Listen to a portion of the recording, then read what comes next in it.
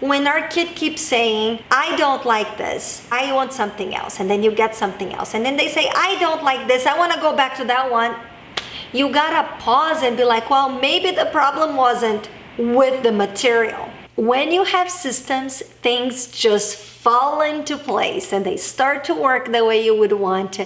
And this is what I'm getting from our first month of homeschool. Welcome back. If you're new here, I am Andrea, and this is our second year homeschooling my 7-year-old who is in second grade.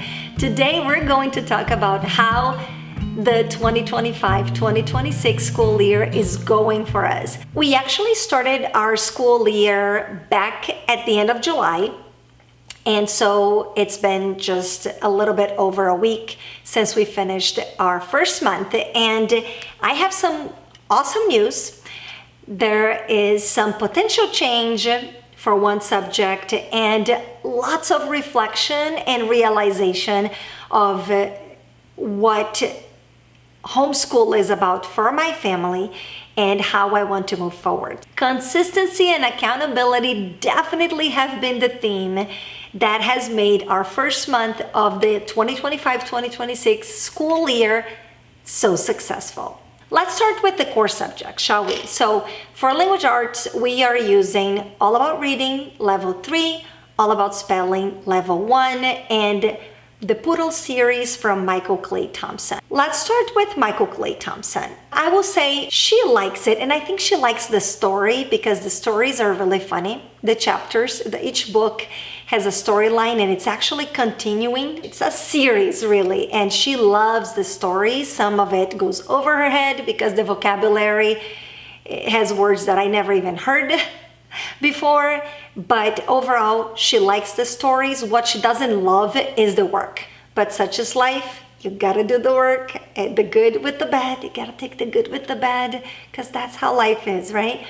The balance, yin yang, good and bad. And it's minimal. It's 10 questions at the end of each chapter that can be worked 2 to 3 questions a day, and she can be done on Thursday. Now, for this book, we're on the book of poetry, which is book 3. There are 6 books. We're almost halfway through the series, and there's not any sentence analysis on this book except for the first chapter, which was review from the previous books.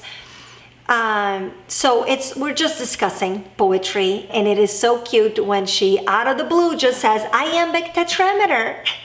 And I'm like, wow, she is retaining. She's at least retaining some of the information, and even though she may not be a master at identifying what type of poem that is, she knows some of it. So I think that is really the goal that Michael Clay Thompson had when he created the Poodle series. He really wanted kids to have an introduction of his method and for language arts, and she is getting a really good introduction. I think it is a really great fundamentals program, and we're definitely continuing with it. I realize I will do my reflection at the end of the video. I have some reflections to do at the end of the video. Let's just talk about the curricula for now. Okay, All About Reading, Level 3. All About Reading has to be her favorite class, core subject class that she has. She loves the readers. She enjoys the lesson. It's easy for her. She does it really quickly. Definitely the classes we finish it in less than 20 minutes and we go through the whole thing. She really enjoys it. I can imagine that we are going to be done with the book probably just as fast as we were done with the level 2. Sometimes she wants to do 2 lessons in a day or 3 lessons in a day, and just to get to the reader. She really loves the reader. So if your kid loves reading and they love stories, they may really enjoy All About Reading. It's really fun for her. She likes it. And I like that she's learning. She's really, really learning to decode bigger words, and she's doing amazing with her reading. All About Spelling, Level 1, we're still working with that, and we continue to do 1 lesson per week. We break down the lessons, each lesson, into 2 to 3 sessions, and sometimes if the lesson is short, she's done in 2 sessions. If the lesson is a little bit longer, she's done in 3 sessions, and this is working out great. She's doing really great with her dictation. She understands the rules, and then she gets most of it right. And the words that she doesn't get right, I suspect that it's my accent. When I say a word and she cannot tell if the word has an A, an E, or an I. So I'm not blaming her, because I've noticed the pattern, and that could just be the speaker with a Brazilian accent. Anyways, we're definitely sticking with that. I don't know if we're going to go all the way to 7, I think it's 7 levels of All About Spelling, but we're definitely moving forward with it. We're gonna finish All About Spelling Level 1, and we're moving to All About Spelling Level 2, which I already have the material, and also it's all prepared, and I'm excited for it. Handwriting is a part of our language arts, and she's just using The Good and the Beautiful Handwriting 2. She did the 1 in first grade, and we moved to Zahner Bloser, and she was having a hard time with cursive. So I decided that we're not going to go full-on cursive, although she will still learn it. Right now, it was just affecting her handwriting, so we got back with The Good and the Beautiful. And I think after she's done with this, because she loves The Good and the Beautiful handwriting book, she loves the coloring, and she likes the little activities that it has. We may continue with that. I may look into some italic book that they may have or not. I'm not sure. She really enjoys it. She really enjoys it. It's one of the things she picks and she wants to work on, all by herself, without anyone telling her what to do. And that's it for language arts. For math, we are using Singapore Math, Primary Mathematics, US edition, and we're also using Beast Academy Online. Well, Singapore Math, I feel like Singapore Math should have its own video for me going over all the details and the challenges that we have faced, but I will summarize and say, we are sticking with it. It is very challenging. The word problems, the challenging word problems are next level, big time for my daughter. It's definitely an advanced curriculum. She is able to follow the lessons, and she's actually learning a ton. She has learned how to do addition and subtraction horizontally, which she had not. It wasn't a thing in any of the math that we studied. Everything was vertically. You know, from right to left, vertically.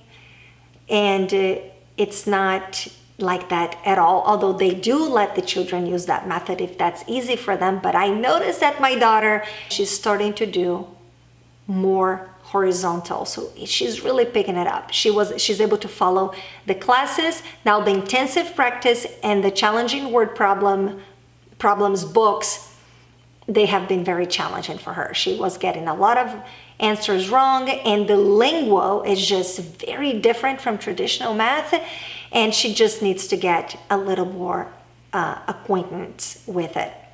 So what I did was I paused the challenging word problems book, number 2, and I ordered the challenging word problems, number 1. So she's going to work through that number 1, which, mind you, there's multiplication in first grade, just to give you an idea. And I think it's amazing. I think it's great. I'm just going to keep moving at her own pace. We paused the intensive practice book. We are continuing following the schedule for the lessons as long as she's following, and she's following. She's getting most of the answers in the workbook right. And we're just going to slowly work her way up to the challenging word problems book. Okay, so that's what we have for now. I am not backing away from math. I am not trying to find something that she's gonna love, because I know what's best for her, right? After trying so many subjects, you just have to choose something, and you just gotta stick with it and find ways to pivot, not quit, to pivot. How can I change things around? How can I work with what I have? Or how can I bring other things? So I will just quickly go over my strategy. We are working on math facts. So we are using extra math for practice, so we use that as a warm-up. It's usually 5 to 10 minutes. So our math sessions have been a little bit longer because she is doing all this extra practice, but it's been okay. Some sessions have been as long as 40 minutes, and it's okay. She seems to be okay with that. Is it ideal? No. Do I prefer that she works in one subject for that long? No. But right now, she needs it, and she actually put in her goals to get good at math. So she's very motivated to learn. I am not pushing. In fact, Friday, she was working and she was practicing a lot, and she kept wanting to practice extra math, and she kept wanting to do more math facts and more math facts. And, I noticed that it was getting to be too long. She had been doing math for an hour along with the practice and the classes, the video classes and the workbook. And I told her, Emma, we're just gonna skip the challenging word problems for today, because that's a lot of math. Let's just move on to something else. And instead of her moving on to something else, she said, well, I'm just gonna go do Beast Academy because that's a priority. So I wanted to tell you about this. This accountability system, this flow has been this system, and there is a video, I'm gonna link it down below, on how we are working on keeping her accountable and getting her work done and having the discipline and the responsibility to prioritize and to choose, to make good choices on what to work on. So she worked on Beast Academy after done so much math already. And this is actually mind-blowing because I am not making her do anything. She has this to choose what to work on. And as you can see, the colors are all, she worked here and then she did some classes here and here and here. And she's the one that's managing this and choosing what to do. And the fact that she spent 2 hours and 37 minutes last week working on Beast Academy, I wasn't even aware that she had spent that much time doing Beast Academy. And she only did it during the school time that we have. She doesn't do it at any other time. She just does it during the school time. She's not required to do Beast Academy every day. I expect that she does at least 2 sessions a week, 2 to 3 sessions. That's good. If she gets that done, great. But she's also free to study more of that. She took ownership of what to do, when to do, during that allocated time for school. And she got this much done. Fridays have been like a light day for us, and we haven't been getting a lot of the fun stuff that I have for Friday because we are having a play date every Friday. And like I said before in another video, I am prioritizing social time. Now, on to her very favorite subject. Recently, before it used to be financial literacy, and now her favorite subject is history. And she is obsessed with early times, ancient times. She loves all the stories about Egypt, Rome, India, Greece. She loves History Quest. She loves it. We have been reading books about Egypt and Rome. We've been watching documentaries. We're gonna get more into Greece and Greek mythology because she is interested in that. So we're going to be extending this for as long as she's interested. And I also ordered a hands-on history pack from Bookshark, and I'm excited to get working with that, doing some hands-on history, ancient times history with her. So we haven't gotten around to do that yet, but this is something that we're going to do this month of September. And since we're talking about what we're doing extra, I'm going to talk about what we might be letting go of, and that is geography. She is not loving Skills Sharpener, Geography by Evan Moore. She has been fighting to do it. This is the one thing she's been fighting to do it. This week we got to do one geography. I have 2 sessions of geography on the flow, and she did one late. Instead of doing it on Wednesday, it was supposed to be Wednesday here. Instead of doing it on Wednesday, she did it on Thursday, which the red color was Thursday. She did that on Thursday. I think it's very much old school, traditional education, very textbook heavy. Here's a text, find your answer, fill in the blanks kind of thing.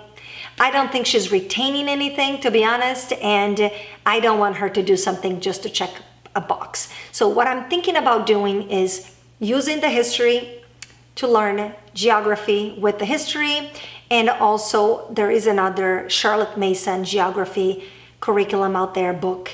I've seen in other videos from other moms, and I ended up ordering. I haven't received it yet, but I will look into that, see if it makes sense to use it or not, or if we're just gonna do geography as a multi-subject study. So we just use history and other books that we're reading to study geography. We're probably going to let go of it this week already, so I will keep you updated on the next video. I will try to do a monthly video to tell you how the year's going and how we're advancing, what stays, what goes, how we're pivoting or how we're changing anything. Now let's talk about critical thinking. Critical thinking, we just use the logic books from Critical Thinking Company. We use Inference Jones, and we are using Mindbenders. She finished the Mindbenders level 2 a couple weeks ago or so, and we haven't started Mindbenders level 3 yet. I have it, but we started Mindbenders Insects. It's kind of like a science, since she's interested in science, although not as interested in insects for some reason. She's not loving it, but you know, it's good logic books. And wow, she gets to learn about insects too. She will just have like a variety of books that she can pick and choose and just work on them. So she has all of these, whichever she wants to work on next, she gets to work on. I like to leave it flexible, also giving that practice of choosing, having choices. She needs to work on these books. She needs to finish them. If she wants to break it apart and finish throughout the entire year, she can. If she wants to do it in 2 months, she can. It's her choice. So there's not really, it's not really a very rigid subject. There's a lot of books to be worked on, and she can work in whichever order she chooses. Financial literacy has dropped in the ranking of her favorite subjects. It used to be her favorite subject. Now it's history. She's still enjoying it. She doesn't love it as much as she did because she has other interests now. Now let's talk about the classes that we outsource. We outsource science and we outsource conversation. Actually, she just joined a debate club, which I think it's really great. I give her space. I try not to be around when she's taking her classes that she doesn't require my help, right? So she doesn't require my help. I give her space to be herself and to participate without worrying about what I'm thinking. And so I just usually go to the office or go do something else in a different room, but I get a recording of the class and of the debate class. And she just joined this class. This was her first class. And oh my gosh, I watched it and it was so adorable to see her debating and sharing her ideas and why she thought that and defending her point of view. And I was so proud of her. She's so well spoken and so eloquent. I feel like the debate class really helps because they're all sharing their opinions and ideas and defending their points and learning how to solve conflict and to just, advocate and all that good stuff. I think it's awesome. I think it's well worth looking into as an option for an extracurricular activity for your homeschooled kids. I definitely see so much value in it, and we're continuing with it. Public speaking and defending her point of view in front of others, those are good practices for her, and it's going to be really great starting classical conversations next week. We actually had the orientation meeting today, and I'm really looking forward to that because she has to do show and tell every Monday. Next, we have marine biology. We also outsource marine biology and science, and marine biology is her favorite outsourced class. She loves her teacher, and she just loves to learn about the ocean and the creatures and all the things. And I love that for her, that she gets to study something she loves. And science for second grade, she does a science for second grade class that is based on experiments.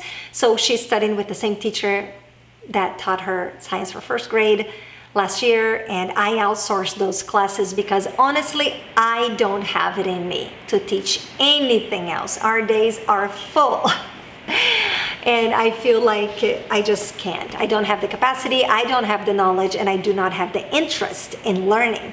So she takes those classes by herself, and I'm not even a part of it.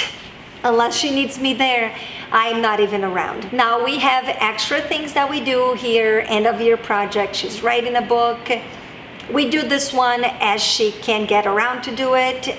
I think she hasn't done it in the last 2 weeks because there has been no time with the play dates that I mentioned before. Emotional education, we are always studying, I feel like we're always studying emotional education.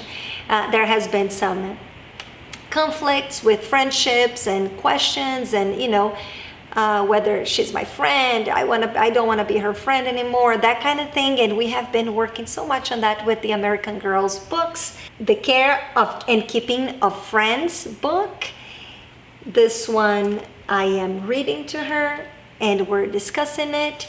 And this one she is reading and doing the puzzles. Not puzzles, there's quizzes all over. This is basically a book of quizzes. It reminds me of those magazines when we're teenagers. And there were like quizzes for you to answer. Are you a good friend? Are they a good friend? And then there's all the questions and you have to answer. I bought these used on, both of these I bought them used on thrift books. And unfortunately, they were super cheap, $5 maybe, and I overpaid for them because I found them brand new on Amazon for like $6.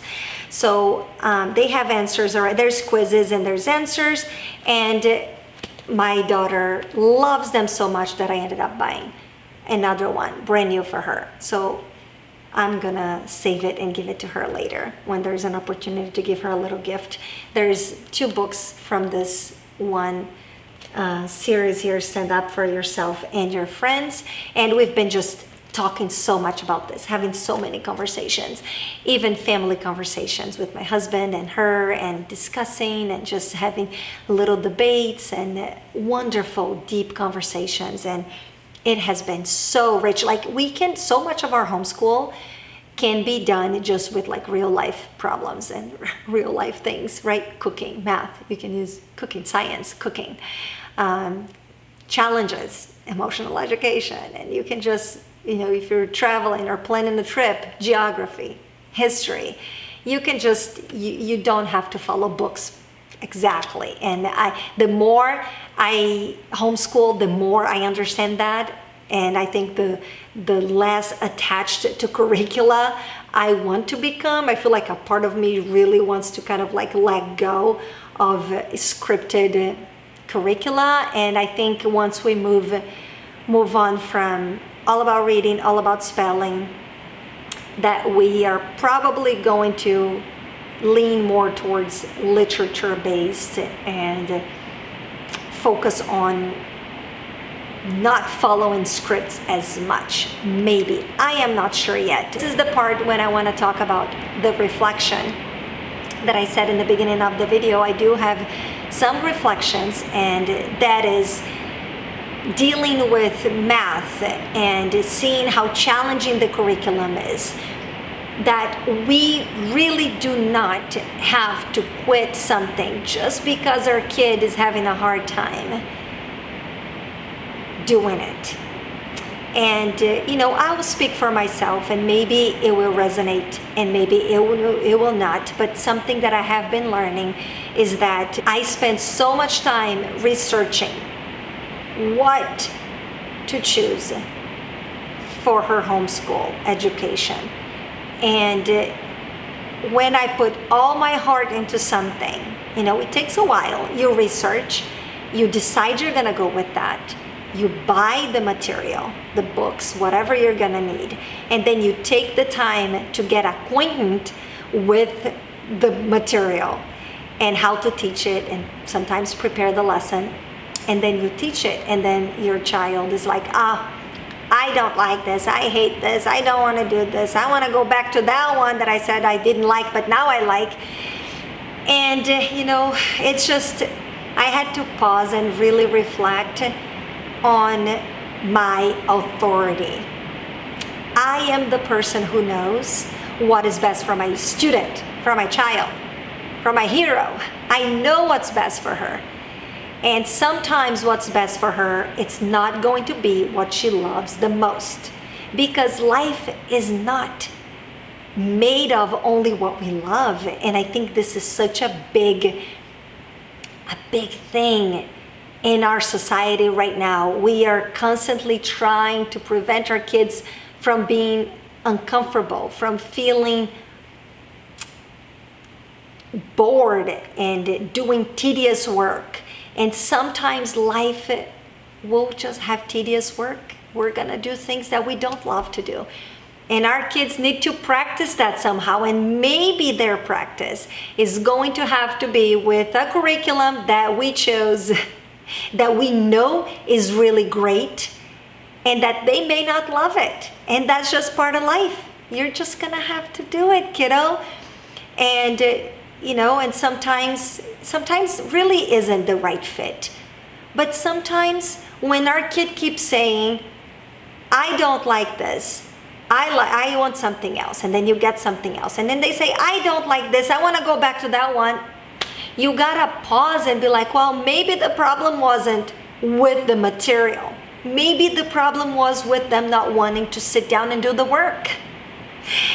And I think we really need to have discernment in this journey of homeschooling, because I feel like there are endless possibilities. There are so many curriculums, and I watch so many videos, homeschool videos, and moms talking about how they are so sure about something. And then the next video you watch, they're like, oh, but actually there's this and there's that.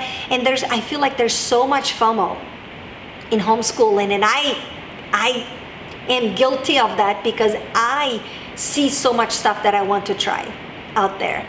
And I think we need to pause a little bit and maybe even stop seeing so much of what's out there and be content with what we have chosen and give it a real try. Give it a real try, because if we decided to go with something, if we were so sure last month or last year or whenever it was that we decided that was the best thing that we had to offer, and then now we're like, oh, my kid is not liking. I also heard that one mom say about this, and I was in that Facebook group and they mentioned that, and now I want to try all of it. I find myself doing that too. But I have to pause and realize if that's really what's best for everyone. All the time spending, researching, sourcing, implementing, all the things to just be changing all the time. And at the end of this month, I did a big self-reflection and evaluation on our homeschool. And I realized that we are continuing with Singapore math, regardless of how challenging it is. We're gonna pivot, and we're gonna find resources, and we're going to be flexible in the teaching of it and into the implementation of what needs to be implemented. And we're gonna do what's best for all of us, not only what's best for her or only what's best for me, but what's best for all of us. And what's best for all of us is that she gets a great education, and that we use the material and the curricula that I sourced for her. So that's where I'm at the end of the first month. I am actually very happy to see my daughter growing as a person. You can see the difference from when we started homeschool, when she was 6, and then she turned 7, and then she's just a month shy of 8, and I can see how she is maturing, how she's taking responsibility for her work. And I do believe that systems have a huge impact on that accountability. The system is the accountability that they need, and our consistency in sticking with what we're expecting of them, and vocalizing that, and having the expectation set, and for them to know that I need to get this done. We're teaching them to make good choices, and this is an important skill. Making choices, making good choices is as important as the curricula that they're using, as their core subjects that they're learning. So that's what I'm leaning towards. I'm leaning towards just preparing her for life, giving her the education, the books, all the things, but also teaching her to be her own hero, teaching her to take ownership of her education and to do what needs to be done. And the more she grows and the more she learns, the less of me she needs. And the more she grows and the more she learns. And I'm just watching. You know, I believe that our goal or our purpose as moms is to become unnecessary. It's for them to need us less and less, but to seek us because they love us and we're supporting them.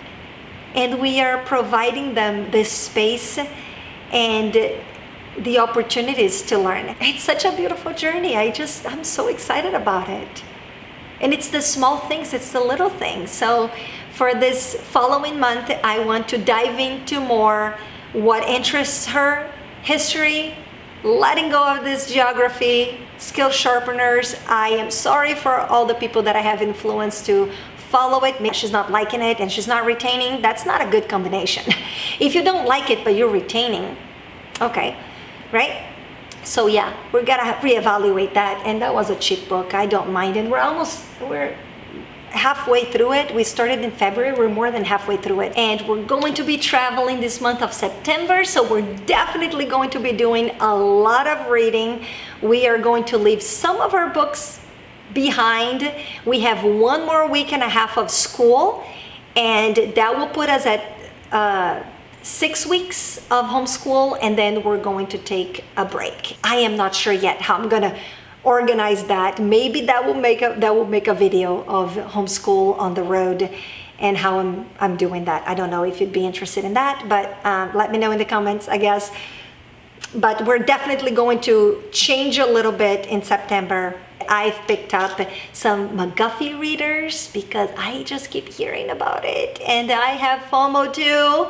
And you know, they're so cheap. The books were so cheap. I bought them for $5, I think. I got some plan for the readers, and I think we're gonna take that and work on that and just do a lot of reading and definitely bring in math and continuing with math because we're not stopping math. It will be lighter. It will be lighter. The first week, we're just going to take a break from all of it. The first week of traveling, we're just not going to do schooling at all unless she wants to.